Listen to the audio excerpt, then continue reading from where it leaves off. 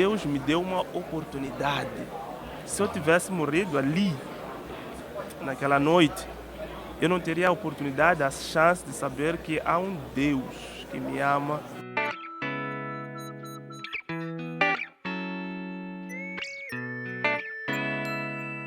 Olá, seja muito bem-vindo a mais um episódio do TronoCast Mobile, aqui diretamente da Conferência Ressurgência em Campinas, São Paulo. Estamos aqui nessa mesa recebendo muitas pessoas com muitos testemunhos maravilhosos. E aqui na minha frente, um grande irmão, e é grande mesmo, porque o braço do cara deve dar 2 coxas minhas, eu malho todo dia, Daniel. E, cara, não é nem um terço desse teu braço aí.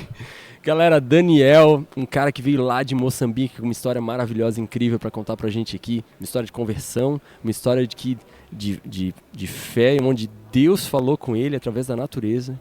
E esse cara virou missionário, hoje pastor e pregando o evangelho de Cristo enfim, ao mundo. Ele já vai contar pra gente como é que foi essa história. Daniel, tudo bem, cara? Tudo bem, O que tá achando aí da conferência? A conferência está maravilhosa. Tem assuntos que impactaram muito e está a ser muito relevante para mim. Legal. Sendo muito bom. Daniel, e como é que era a tua vida lá em Moçambique, cara? Conta um pouquinho pra gente. O que tu fazia lá? Como é que tu vivia lá? Moçambique, deixa eu só te contar uma história. Moçambique, a minha filha pequenininha, quando a gente viu um filme, eu não lembro qual que era o filme, ela falou, papai, eu quero visitar Madagascar. Acho que foi o Madagascar, o filme Madagascar. Eu falei, filha, a África tem vários lugares legais. Eu falei, qual outro lugar? Filha, Moçambique, eu acho que é um lugar legal de visitar. Eu lembro e falei isso, pai, então eu quero ir em Madagascar e Moçambique. Pelo fato mesmo do Moçambique e Madagascar estarem bem de frente, pertinhos, né? Uhum. Bom, só para termos uma ideia, né? Moçambique é um país que tem 48 anos de independência. 48? Nossa, não tem nem 50 anos. Exatamente, então é um país bem novo, que ainda está a enfrentar guerras, principalmente na zona norte do país. Moçambique entrou no ranking, né, da igreja perseguida por causa dos insurgentes que estão a acontecer bem na parte norte do país. E Moçambique, ele tem 32 milhões de habitantes, então é bem pequeno. Poderia dizer até que tem tamanho de São Paulo, né? Apesar de que São Paulo, em termos de habitantes, né, tem mais habitantes, mas é um país bem pequeno. E eu estava a passar por uma situação muito crítica da minha vida, né? Eu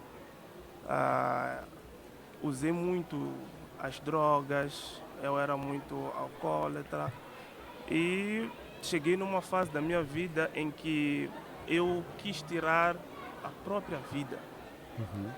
Em Moçambique, jovens acabam entrando nesse mundo muito cedo, com 12, 13, 14 anos. Pela vida em si, lá em Moçambique, bem precária. Há uma estatística de que crianças em Moçambique, principalmente na zona norte do país, a expectativa de vida é muito, muito baixa. Tem crianças lá Qual que é a média? A expectativa de vida lá agora é de 40 anos, 48 anos, 48 anos, expectativa de vida. Tem crianças até que não chegam aos seus 5 anos lá, por causa mesmo de questões de saneamento básico, que é bem precário em Moçambique.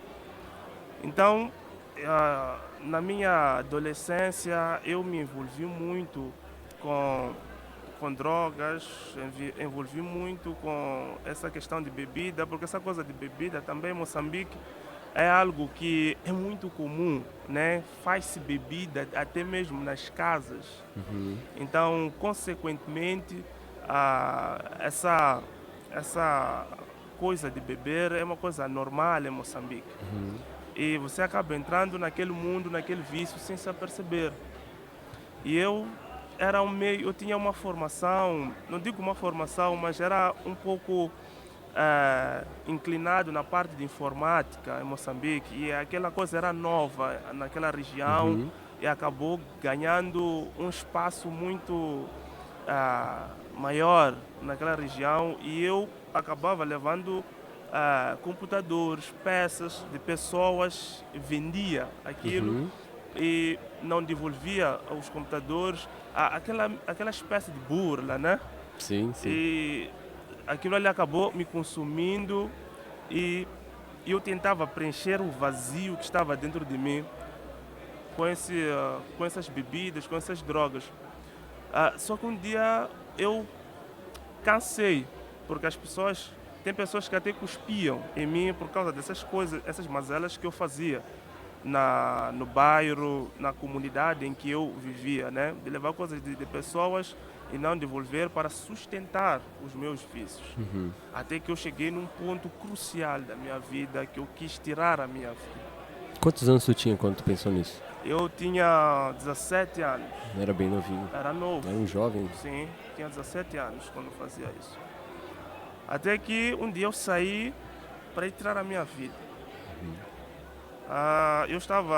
Eu vivia bem à beira-mar, né? Fazia uma coisa de 3 minutos de casa para a praia. Era 5 minutos. 3 minutos, 5 minutos. Eu saí de lá para tirar minha vida, para me jogar. Ali, como é litoral, sempre é marginal, né? Sempre há movimentos de carros, né? Então eu parei ali, olhei para a estrada e quando eu fecho os olhos para me jogar na estrada, aí eu fechei os olhos, parei no meio da estrada, vinha um ônibus. Lá em Moçambique, sabes como é que se chama esse transporte público? Não faço ideia, Daniel. TPM. TPM? TPM é uma coisa perigosa. Se colocar na frente da TPM, olha, Daniel, não é uma boa ideia, cara, em nenhum momento. Que significa transporte público de Moçambique. Então, vim ali, a TPM não vai falhar, aquilo vai me bater e eu vou apagar. E aí fechei os olhos, atravessei, parei no meio da estrada, fechei os olhos, o carro vinha, passou uns 2 minutos, não aconteceu nada. Eu abri os olhos, bom, eu não sei se era porque eu estava por causa do efeito do álcool, eu não vi bem, ou se o carro realmente pegou do percurso. Mas o que eu vi ali é que o carro já não estava ali. Eu bem frustrado. Eu até para morrer é difícil, né? Não dá nada certo na minha vida, nem morrer. Nem morrer. Então eu volto para casa bem frustrado. Foi aí onde eu conheci um missionário brasileiro. Onde ele chegou, se apresentou, né? Mas não como um missionário, como professor de jiu-jitsu. Opa! Então ele convidou-me para sua casa para fazer um treino de jiu-jitsu. E era vizinho de parede, né? Aí ele me deu aquelas especificações, onde é que é a casa dele. Bom, por que não, né? Sim, vou lá. Fui lá. Vou lá cair no ringue com ele. Exato. E eu já fazia... Vou lá no tatame com ele ali. Exato. Eu já fazia várias artes, né? Fiz capoeira, taekwondo e por aí fora. E quando eu chego em casa dele, ele dá o treino e ele separa 15 minutos de devocional. Foi ali onde eu me concentrei no versículo que ele estava ali a explanar. Porque Deus amou o mundo de tal maneira que deu seu único filho para todo aquele que nele crê não perece, mas tenha a vida eterna. João 3,16. Uau! Isso fez sentido para ti naquela hora? Fez sentido. Deus me deu uma oportunidade. Se eu tivesse morrido ali, naquela noite, eu não teria a oportunidade, a chance de saber que há um Deus que me ama, que entregou seu próprio filho para que eu pudesse ter uma vida eterna. Eu quero conhecer a esse Deus. E aí eu entreguei a minha vida a Jesus. E dali para frente eu percebi que o único que poderia preencher o vazio que eu tentava preencher com a minha vontade, né, com a minha natureza humana, é somente Jesus que pode preencher esse vazio que se encontrava no meu coração. E naquele dia eu entendi o que é ser salvo, o que é o resgate. Na verdade, eu morri ali. Naquele dia, quando eu fechei os olhos, eu acredito que eu morri naquele dia. E Deus me deu uma nova vida. Quando aquele missionário apresentou-me a mensagem. Por isso a importância de pessoas, igrejas, enviarem missionários em lugares onde a mensagem não foi pregada. Porque através da vida desse missionário, Deus usou a ele para que um moçambicano pudesse conhecer e se entregar a missões. Então, ali, quando eu olhei aquele missionário, Deus me confrontou naquele dia da conversão. Eu olhei, Deus, eu tenho vários amigos que têm esse vazio. Há vários amigos, aqueles que eu fumava com eles, bebia com eles. Eu tenho várias pessoas a passarem por esse problema. Ajuda-me, eu quero ser também alguém, um mensageiro, um porta-voz de Deus na vida dessas pessoas. E eu ali recebi o chamado, né? A missão. Só que eu não sabia quando, né? Para exercer isso. Então eu ali recebi... E nem tinha algum preparo, né? Não tinha nada. Mas o que eu sabia, o que Deus deixou convicto ali no meu coração, essa ideia de produzir, né? Aquilo que eu, a maneira como Deus me chamou, Deus me deu essa visão de produzir. Então eu, uau! Então colhei aquele missionário que eu tenho imenso respeito, né, por ele, colhei ele, entrei no seminário, acabei arranjando um emprego, me estabilizando. Lá em Moçambique, isso ainda? Lá em Moçambique. Já tinha um seminário lá? Já tinha missionário. Seminário. Já tinha, sim. E então, eu já trabalhando e tal, passou anos, né? Aconteceu que já havia chegado a hora, né, de eu exercer aquilo que Deus me chamou para fazer, né? E é interessante que a minha família sempre me criou, principalmente meu pai, já sempre bateu no martelo de que eu não deveria depender de ninguém. Eu deveria trabalhar e ter os meus próprios recursos. Isso meu pai sempre nos ensinou. Essa questão de não depender de ninguém, até porque, como eu comecei no início, Moçambique é novo. Meu pai, ele viveu naquele tempo do colônio, e mesmo a educação que nós tivemos foi uma educação muito rígida, porque meu pai viveu aquele tempo, né? Moçambique era colônia de quem? Portuguesa. Portuguesa. O idioma que fala lá é português de Portugal. Sim, português de Portugal. Okay. Então sempre ficou aquilo na minha vida, na minha mente, depender de alguém. Mas eu sabia realmente o que eu quero, o que Deus quer de mim. E eu acho que naquele tempo ali era a hora de começar aquilo. Mas como eu já estava há bons anos naquele trabalho, eu fiquei meio com o pé atrás, né? Porque eu queria sair dali com alguma coisa, com indenização e tal. Sim. Só que aconteceu que a empresa entrou em crise financeira e o chefe precisava dispensar os trabalhadores antigos e contratar os novos de modo a manter a empresa ter uma estabilidade financeira, diminuir o custo. E ele me chama, eu era best-seller, era o melhor vendedor ali na empresa. E ele me chama, Daniel, eu quero te dar uma proposta. Uau, qual proposta? Eu quero que queremos trabalhar contigo, ok? Vamos te tirar da empresa, mas o valor que queremos te passar da indenização, tu vais alugar um espaço e vens cá comprar, levar os produtos e tu vais revender. Tu ficas com lucro e nos traz o dinheiro de margem. Eu, beleza, boa ideia, era um trabalho que eu estava a dominar. E era aquele tempo mesmo de missão, onde Deus já havia me chamado, né, para missão. Uau, que proposta, né?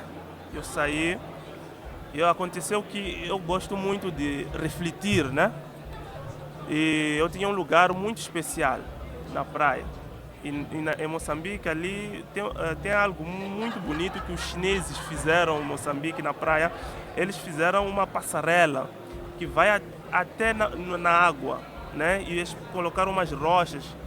Você consegue tocar bem a água, né? Quando ela está cheia, o mar está cheio, você consegue entrar bem no meio da água, né? Com aquela passarela que eles colocaram, uma coisa bonita.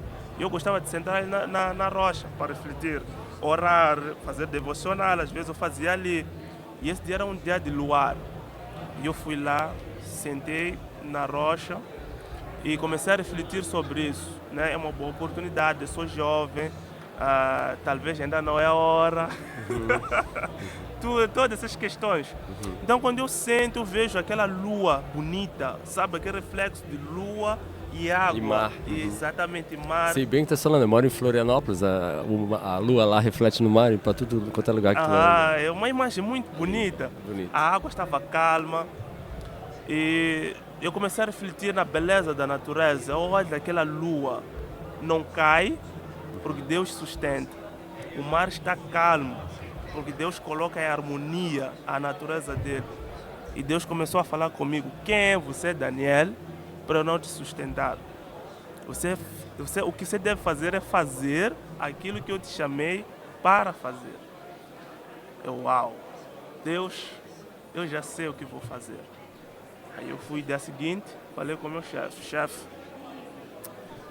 eu tenho um chamado, e ele já sabia disso. Ah, tu já tinha comentado com o teu Sim, chefe? eu não tinha, eu era... Falava isso abertamente. Era abertamente, inclusive ele me levava, ele era professor de karatê. E ele, eu fazia karatê com ele, depois do trabalho. Tinha uma sala lá na empresa, aí que nós usávamos para fazer o karatê. E ele me levava para o seminário, então nós tínhamos um papo. Já sabia. Então eu cheguei, eu tenho um chamado, lembra que eu falei que Deus me chamou para o trabalho integral, né? Eu acho que agora é a hora de trabalhar. Aí ele tá bom, acertou as contas comigo, aí eu levei essa indenização, fui comprar um terreno. E foi nessa época que eu comprei o terreno e vim para o Brasil. Voltando um pouco, minha esposa veio para dar um curso, né, de teologia do Antigo Testamento e missiologia.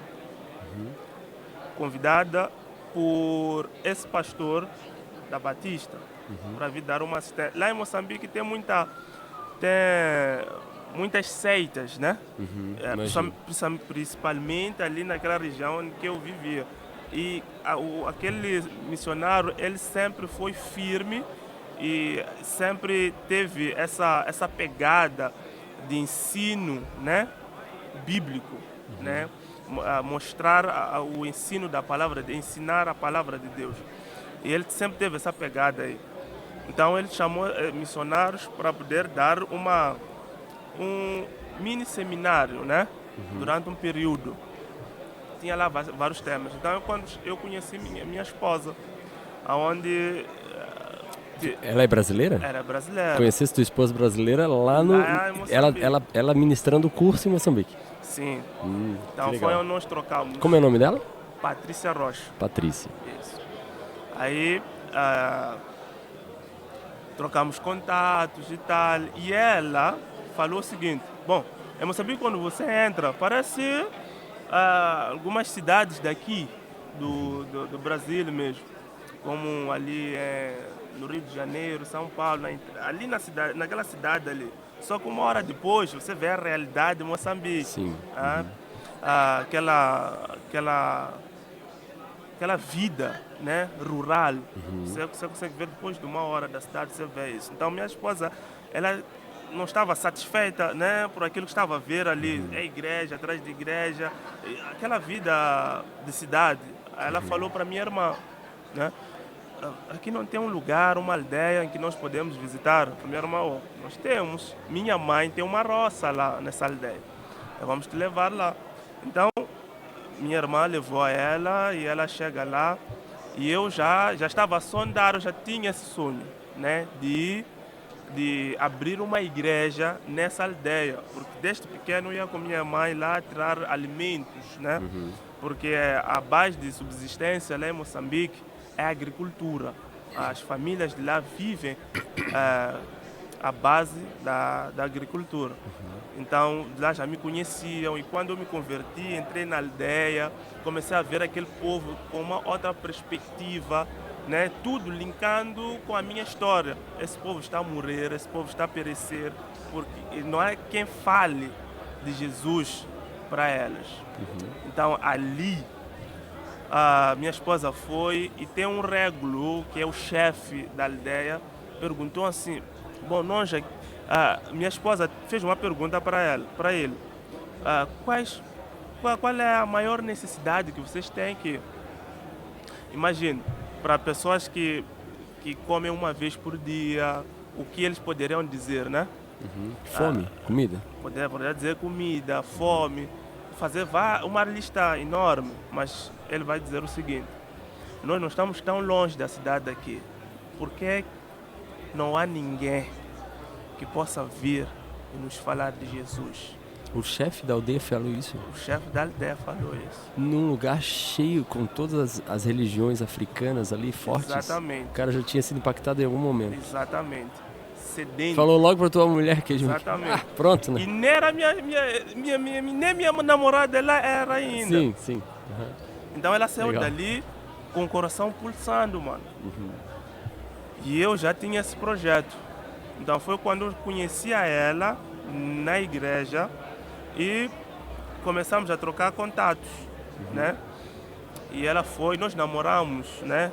Durante 1 ano e meio, né? Online, por telefone. Namoro à distância, né? E sempre tínhamos esse sonho, né? Deus foi linkando isso, esse meu sonho e tal, até que eu vim para o Brasil para conhecer a família, né? Porque a minha família já conhecia a família dela. Eu vim aqui no Brasil pela primeira vez, entrei aqui, foi uma loucura, as coisas impressionantes aqui que eu vi, que era a primeira vez. Só o fato de vir aqui, eu vim do avião, óbvio. E quando eu entrei no avião, mano, foi uma loucura aquilo ali. Eu nem preguei o olho. Estava a contemplar aquele momento. Foi impressionante, né? E com aquele valor da indenização, eu comprei o terreno e começamos já a construir, a nos estabilizar e voltamos para o Brasil. Começamos já uma plantação de igreja naquela região onde eu comprei terreno, onde já havia lá uma casa.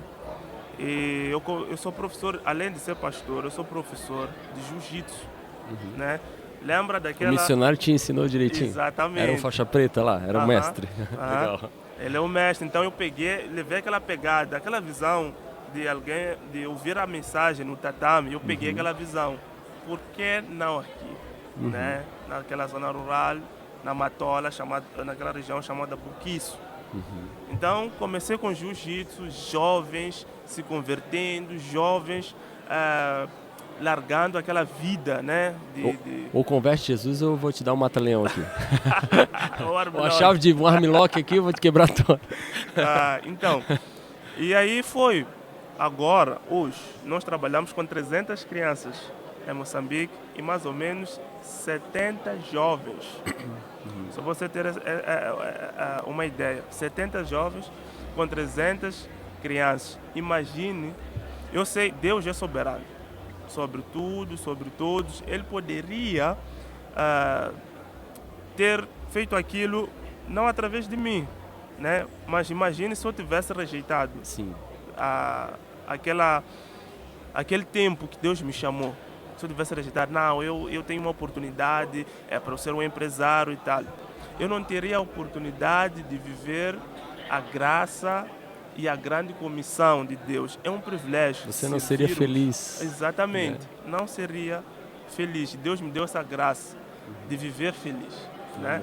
Deus me deu essa graça. E ainda encontrar essa mulher da tua vida. E ainda encontrar a mulher. Baita presentão, hein? Exatamente. E ela é uma benção, ela é tradutora da Bíblia e é consultora, trabalha em vários projetos de tradução e de capacitação até mesmo de tradução da Bíblia. Né? Então, graças a Deus, e temos 3 filhas, né? Uma indígena, Que lindo, adotada, e outra também roraimense, adotada, e temos uma biológica, né? A mais velha tem 16, a do meio tem 15 e a mais nova, a caçula, tem 4. Daniel, a gente tá sobre o tempo aqui, cara, que história, é uma história melhor do que a outra, cara. Eu ficava aqui te ouvindo mais uma hora, mas a gente precisa encerrar o podcast. Daniel, que recado tu dá para um jovem, cara, que tá desanimado hoje com a vida? O teu exemplo foi muito claro, né? Mas o que tu falaria para um cara hoje se ele chegasse assim, pô, Daniel, ouvi tua história e, cara, também tô querendo ir para frente de um ônibus. O que tu fala para um cara desse? O que eu falaria para esse cara é que não vale a pena ir à frente de um ônibus. O que vale a pena é dobrar os joelhos e dizer: Jesus, resgata-me, porque eu fui resgatado. Não valeria a pena ter me jogado ali e perder a vida sem conhecer o autor da vida, que é Jesus. Então a mensagem para esse cara seria: não vale a pena tentar tirar a tua vida ou se fazer de Deus, porque o único que pode tirar a nossa vida é o autor da vida, que é o próprio Deus. O que nós devemos fazer é buscá-lo, né?